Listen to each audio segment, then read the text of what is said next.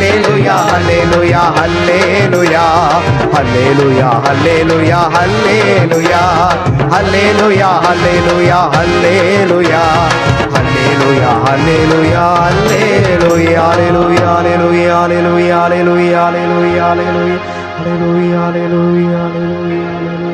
ஆண்டவர் இந்த அருமையான நாளில் வந்திருந்து உங்கள் எல்லோரையும் ஆசீர்வதிக்கிறார். ஆண்டவர் தாமே கரம் பிடித்து உன்னை நடத்துவேன் என்கிற வார்த்தையை நிறைவு செய்து கொண்டிருக்கிறார். இந்த தூய ஆவியாருடைய உதவியை உங்களுக்கு அருளி கொண்டிருக்கிறார். இந்த நல்ல தெய்வத்தின் கரத்தில் நம்மை முழுமையாய் ஒப்பு கொடுத்து ஜெபிப்போம். இயேசு ஆண்டவர் தாமே உங்களை விடுவித்து பாதுகாப்பாராக. ஆமென். அப்படி அமர்ந்து கொள்வோம். அன்புக்குரியவர்களே, நம்ம தூய ஆவியில் புது படைப்பாக மாறுவதை குறித்து கொண்டிருக்கிறோம். தூய ஆவியில் புது பிறப்பின் மக்களாக மாறணும்.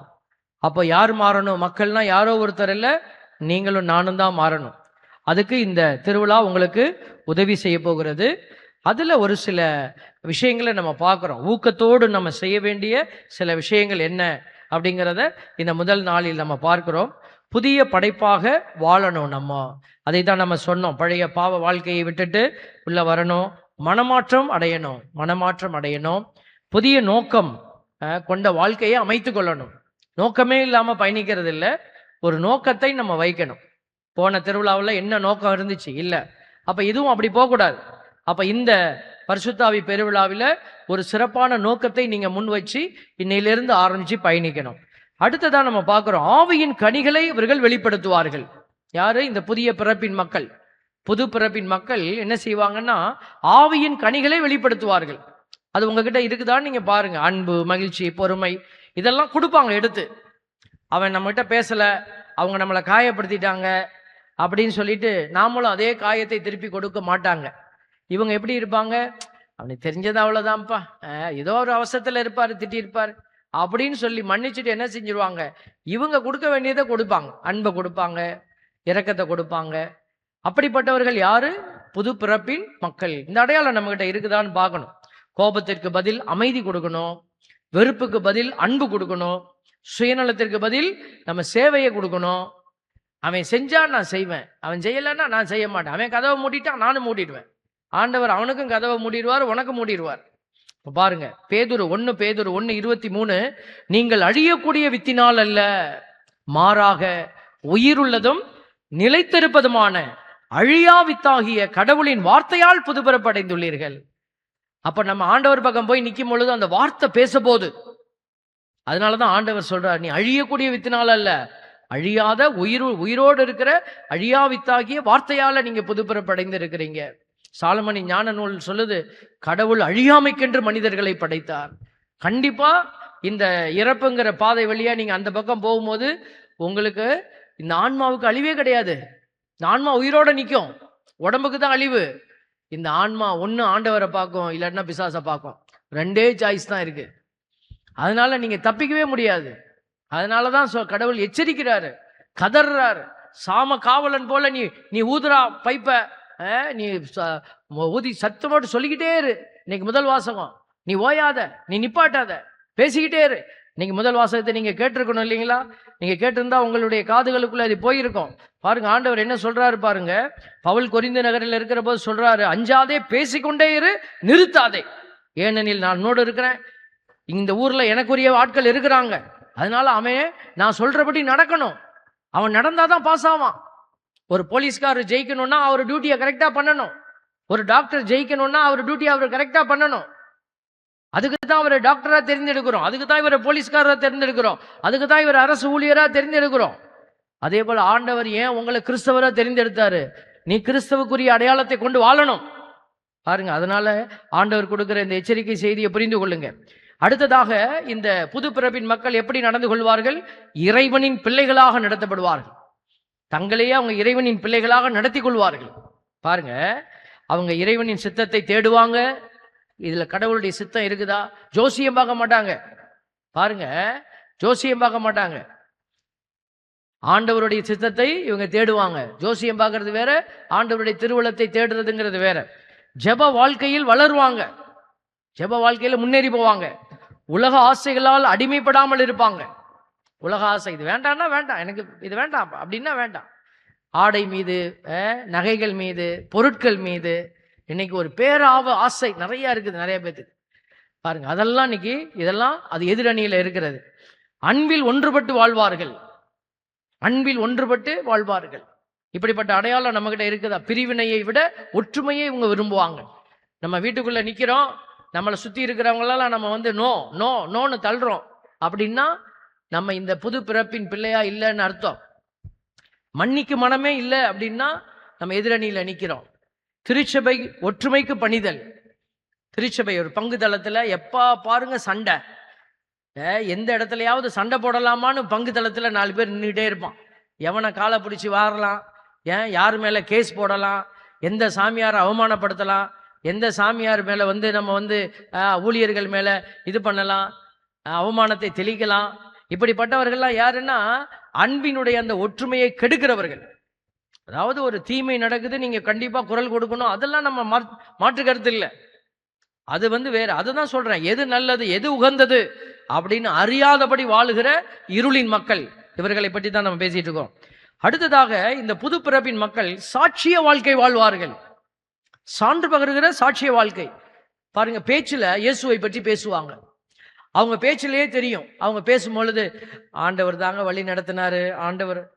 அந்த வாழ்க்கை வாழாதவங்க நான் தான் போனேன், நான் தான் பார்த்தேன், நான் தான் பண்ணினேன், நான் தான் கட்டினேன், நான் தான் இழுத்தேன், எல்லாம் நான் தான் வரும். அப்ப நமக்கு அப்படிப்பட்ட பேச்சு இருக்குதுன்னா நம்ம இன்னும் ஆவிக்குரிய அபிஷேகத்துக்குள்ள வரணும். நற்செய்தியை அறிவித்தல்.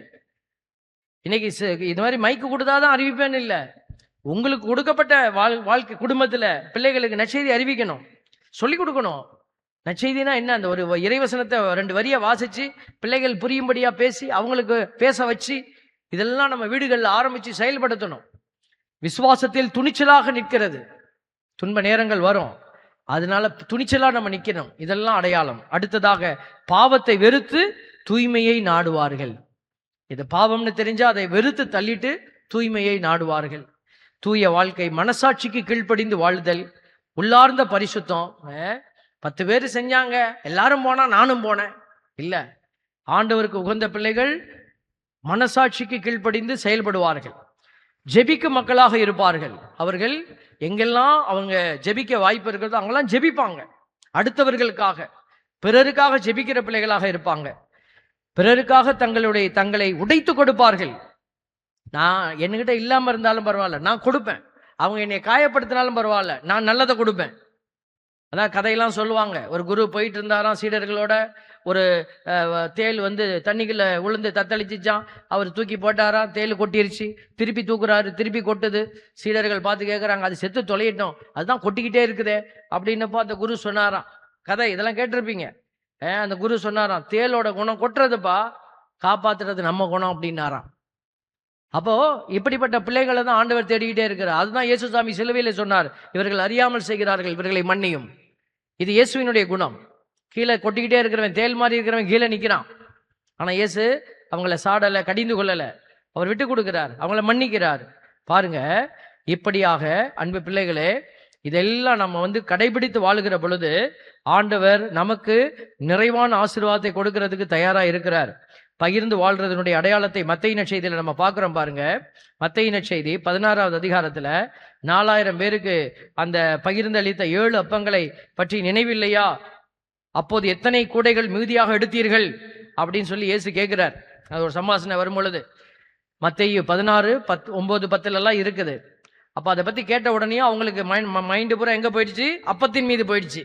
ஓ, ஆண்டவர் அப்பத்தை பழுகிறத பத்தி பேசுறாரு. அடுத்தது ஆண்டவர் சொல்றாரு, நான் உங்களிடம் கூறியது அப்பங்களை பற்றி அல்ல என்பதை நீங்கள் புரிந்து கொள்ளாதது எப்படி? பரிசேயர் சதுசேயர் ஆகியோரின் புளிப்பு மாவை பற்றி எச்சரிக்கையாயிருங்கள் அப்படின்னு சொல்றாரு. அப்படின்னா இந்த இடத்துல என்ன சொல்றாரு? நான் அப்பத்தை பழகியதை பத்தி பேசலடாப்பா, பகிர்ந்து கொடுக்கறத பத்தி பேசுறேன். உங்ககிட்ட இருக்கிறத எடுத்து கொடு. தூயாவியின் கொடையே கொடுக்க வைக்கிற கொடைதான். அதனாலதான் ஆண்டவர் இந்த இடத்துல உங்களை என்னையும் பெயர் சொல்லி அழைச்சிருக்கிறாரு. இந்த தூயாவியினுடைய கொடைகளுக்குள்ளாக வாழுகிற பிள்ளைகள் கொடுப்பதில் சிறந்திருப்பாங்க. எதை கொடுப்பது, எப்படி கொடுப்பது, எங்க கொடுப்பது, அதெல்லாம் தூயாவியானவர் உங்களுக்கு கற்றுத் தருவார். ஒரு சில பேர் கொடுக்குறாங்க, கொடுக்கறதா நினைச்சு தப்பா போய் என்ன செய்யறாங்க, திருடங்கையிலேயே கொண்டு கொடுத்துட்றான். Praise the Lord. ஆமா, நான் தான் கொடுக்குறேனேன்னு சொல்லிட்டு போய் பிசாசு கையில போய் தன்னை கையளிக்கிறான். அந்த மாதிரி கொடுக்கறது தூயாவி விட மாட்டாரு. அதனாலதான் நீங்க என்ன செய்யணும், தூயாவியின் துணையோடு வேண்டுதல் செய்யுங்கள். எந்திரிச்சு நிப்பமா, எல்லாரும் எந்திரிச்சு நிப்பமா. இப்போ நீங்க இந்த திருவிழாவில் புரிந்து கொள்கிற ஒரு உண்மையான விஷயம், தூயாவியின் துணையோடு தான் நீங்க வேண்டுதல் செய்யணும். உங்க விருப்பத்தில் பிசாசு நுழைஞ்சிருவான், உங்க எண்ணங்கள்ல நுழைஞ்சு உன் ஜெபத்தையே அவன் சாக்கடையா மாத்துவான். அடுத்தவனை அழிப்பதை பற்றி உனக்கு ஜெபத்துல வைப்பான். அப்படி அல்ல, ஆவியானவர் உயர்ந்ததை குறித்து உனக்கு வைப்பார். அபிஷேகத்தின் தேவன் இந்த நாள்ல வந்திருக்கிற உங்களுக்கு அவர் கொடுக்க போறார். உட்புறத்தில் உள்ளவற்றை தர்மமாக கொடுங்கள் என்று சொன்னவர் உங்களுக்கு இப்போ உங்களுடைய உட்புறத்தை அபிஷேக வல்லமையால நிரப்ப போறார். இந்த நாள் அபிஷேகத்தின் நாளாக வந்திருக்கிற உங்களுக்கு அமைய போகிறது. கடைசி நாள் தான் கடவுள் இறங்கி வருவார் இல்ல, ஆண்டவர் முதல் நாள் உன்னை தொடுவார், உன்னை அபிஷேகிப்பார், உன்னை ஆசீர்வதிப்பார். நம்பிக்கையோடு கரம் தட்டி பாடி துதிப்போம். அக்கினியில் நடந்து வந்தோ, ஆனால் சேதம் ஒன்றும் இல்லை அப்பா. தண்ணீரை கடந்து வந்தோ, நாங்கள் மூழ்கி போகவில்லை அப்பா. அக்கினியில் நடந்து வந்தோ, ஆனால் சேதம் ஒன்றும் இல்லை அப்பா. தண்ணீரை கடந்து வந்தோ, நாங்கள் மூழ்கி போகவில்லை அப்பா. உங்க கிருபை எங்களை விட்டு இமை பொழுதும் விலகலப்பா. உங்க கிருபை எங்களை விட்டு இமை பொழுதும் விலகலப்பா. எங்கள் தேவன் நீர், எங்கள் ராஜா நீர், நாங்கள் போற்றிடும் கண்மலை நீர். எங்கள் தேவன் நீர், எங்கள் ராஜா நீர், நாங்கள் போற்றிடும் கண்மலை நீர். அக்கினியில் நடந்து வந்தோ, ஆனால் சேதம் ஒன்றும் இல்லை அப்பா. தண்ணீரை கடந்து வந்தோ, நாங்கள் மூழ்கி போகவில்லை அப்பா. ஆண்டவர் பிள்ளைகளை வழிநடத்தினவர், இன்று உன்னை வழிநடத்த அவரே இறங்கி வருகிறார். நானே என் மந்தையை மேய்ப்பேன் என்று சொன்னவர் உன்னை கரம் பிடித்து வழிநடத்த இறங்கி வந்து கொண்டிருக்கிறார். வல்லமையான தெய்வத்தை துதித்து பாடி அவருடைய அபிஷேக வல்லமையை பெற்றுக் கொள்வோம்.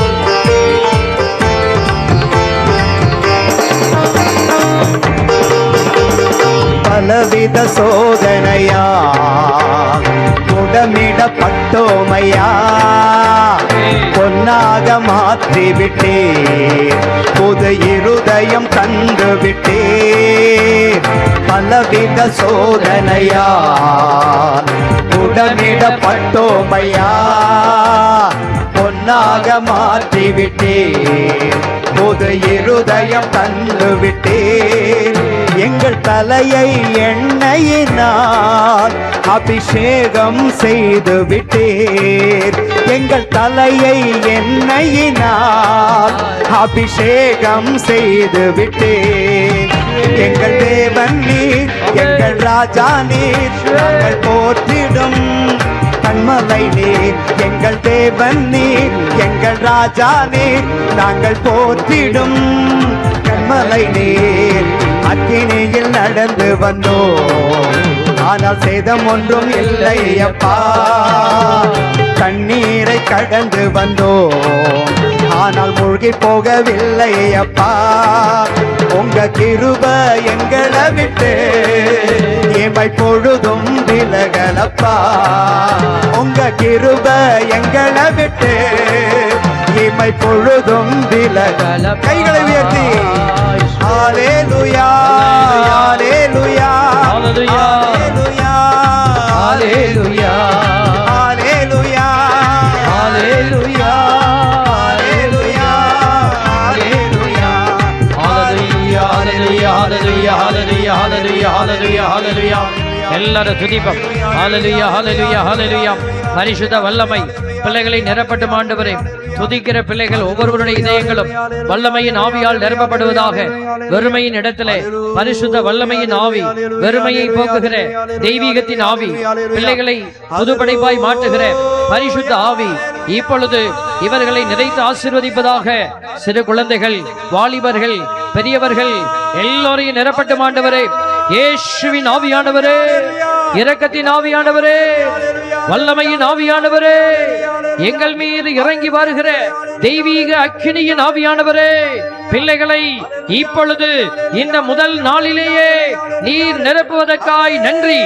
பிள்ளைகளுடைய வெறுமையை மாற்றுவதற்காய் நன்றி. இதோ இந்த நாள் மட்டுமல்ல, இனி வருகிற ஒவ்வொரு நாளும் இந்த இடத்திலே மிகப்பெரிய வார்த்தை அதிசயத்தை செய்ய போகிறீர். வல்லமையான மாற்றத்தை தரப்போகிறீர். பிள்ளைகளை புதிய சாட்சியாக உருமாற்ற போகிறீர். அதற்காக நன்றி செலுத்துகிறோம் ஆண்டவரே. இதோ இந்த இடத்திலிருந்து நீர் மாற்றி அடைவதற்காக நன்றி செலுத்துகிறோம். இயேசுவின் ஆவியானவர் இந்த இடத்திலே மகிமை அடைவதற்காக நன்றி செலுத்துகிறோம். இயேசுவின் வல்லமையின் ஆவியானவரினால் பிதாவும் மகனும் மகிமை அடைவதற்காக நன்றி செலுத்துகிறோம் ஆண்டவரே. இதோ இந்த சிறப்பு விழாவை நீர் ஆசீர்வதித்து புதிய கிருபைகளால் வழிநடத்திக் கொண்டே இருக்கிறேன். 10 நாட்களும் ஆண்டவர் செயல்பட போவதற்காக நன்றி செலுத்தி இந்த விழாவை உம்முடைய கரத்தில் ஒப்புக் கொடுக்கிறோம். செயல்படுகிற எல்லா மனிதர்களையும் ஒப்புக் கொடுக்கிறோம் ஆண்டவரே. உழைக்கிற உதவி செய்கிற எல்லா பிள்ளைகளையும் ஒப்புக் கொடுத்து ஜெபிக்கிறோம். இந்த பெருவிழாவினுடைய நிறைவில் பிள்ளைகள் விடுதலையை நிறைவாய் கண்டு மகிழ்வார்களாக. இயேசுவின் பரிசுத்த நாமத்திலே வந்திருந்த எல்லா பிள்ளைகளையும் இயேசுவின் பரிசுத்த கிருபைக்குள்ளாகவே ஒப்புக் கொடுத்து ஜெபிக்கிறோம். ஜெபம் கேளும் நல்ல பிதாவே. ஆமென், ஆமென். விழுந்து அர்ப்பணிக்கிடுவோம். ஆண்டவர் புது பிறப்பின் பிள்ளைகளாக உங்களை கரமெடுத்து வழிநடத்தி அவர் அழைத்து செல்ல போகிறார். இந்த இரவு வேளையிலே உங்களோடு பேசுவார், உங்களை அபிஷேகிப்பார். அதனால இரவு ஆண்டவரோடு பேசுங்க. முடிஞ்சா இந்த 10 நாள் ஆண்டவர்கிட்ட தொடர்புகளை இருங்க. கண்டிப்பா நீங்கள் தூய ஆவியினுடைய வல்லமையால நிரப்பப்படுவீர்கள். அவர் உங்களை யாரும் ஏமாத்துகிற வல்ல ஆவி அல்ல, அவர் உண்மையின் ஆவியானவர். அதனால வாக்களித்தபடியே உங்களை தொடுவார், உன்னை நிரப்புவார். புதிய அதிசயத்தை நீங்கள் காணும்படி செய்ய போகிறார். இந்த நம்பிக்கைக்குரிய நல்ல தெய்வத்தை இப்பொழுது நாம் ஆராதித்து பாடி துதிப்போம்.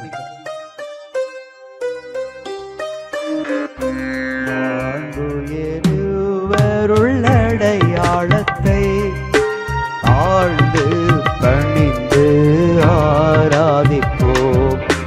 பழைய நியம முறைகள் அனைத்தும்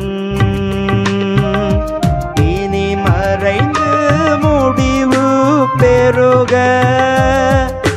புதிய நியம முறைகள் வருக.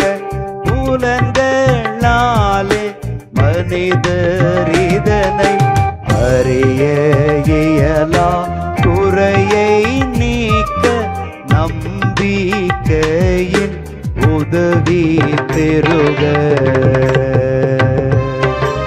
தந்தை அவர்க்கும் மகன் இவர்க்கும் புகழ்ச்சியோடு வெற்றியாக்கும். மீட்பின் பெருமை ஆட்சிமையோடு வலிமை வாழ்த்த யாவுமாக. இருவரிடமாய் வருகின்றவராம் தூய ஆவி ஆனவர்க்கும் அளவில்லாத சம புகழ்ச்சி என்றுமே உண்டாகுக.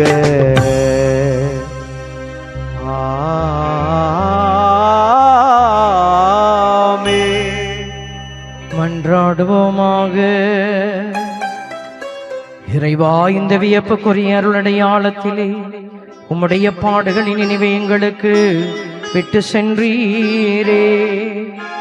உம் திருவிடல் திரு ரத்தமாகியவற்றின் தூயமறை பொருளை வணங்கும் நாங்கள் உமது மீட்பின் பயனை இடைவிடாது துய்த்துணர்ந்து மகிழ அருள்வீராக. தந்தையாகிய இறைவனோடு தூயாவியாரின் ஒன்றிப்பில் இறைவனாய் என்றென்று வாழ்ந்து ஆட்சி செய்கின்ற உம்மை மன்றாடுகின்றோ.